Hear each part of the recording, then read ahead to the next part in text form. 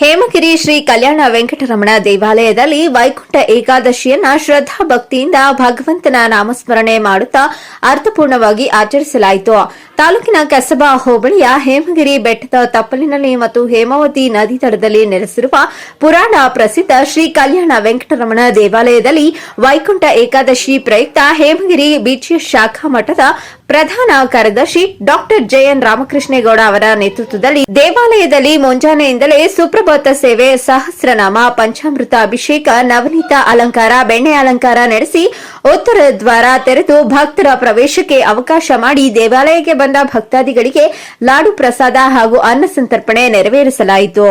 ಪೂಜಾ ಕಾರ್ಯಕ್ರಮದಲ್ಲಿ ಸಮಾಜ ಸೇವಕ ಆರ್ಟಿಪಿ ಮಲ್ಲಿಕಾರ್ಜುನ್, ಕೆಬಿಸಿ ಮಂಜು, ಗ್ರಾಮ ಪಂಚಾಯಿತಿಯ ಮಾಜಿ ಅಧ್ಯಕ್ಷ ಬಂಡಿಹೊಳೆ ದರ್ಶನ್, ಹಿರಿಯ ಪತ್ರಕರ್ತರಾದ ಹರಿಚರಣ್ ತಿಲಕ್ ಇತರರು ಉಪಸ್ಥಿತರಿದ್ದರು. ಶ್ರೀ ಕಲ್ಯಾಣ ವೆಂಕಟರಮಣ ಸ್ವಾಮಿಯವರಿಗೆ ಅಭಿಷೇಕ, ಮಹಾಲಕ್ಷ್ಮಿಯವರಿಗೆ ಅಭಿಷೇಕ ಹಾಗೂ ಬೆಟ್ಟದ ಆಂಜನೇಯ ಸ್ವಾಮಿಯವರಿಗೆ ಅಭಿಷೇಕ, ಹೂವಿನ ಅಲಂಕಾರ, ತೋಮಾಲೆ ಸೇವೆ, ಪ್ರಸಾದ ವಿನಿಯೋಗ ನಡೆಯುತ್ತೆ. ಶಂಭು ಕಿಕ್ಕೇರಿ, ಚಾಮುಂಡಿ ನ್ಯೂಸ್, ಕೃಷ್ಣರಾಜಪೇಟೆ.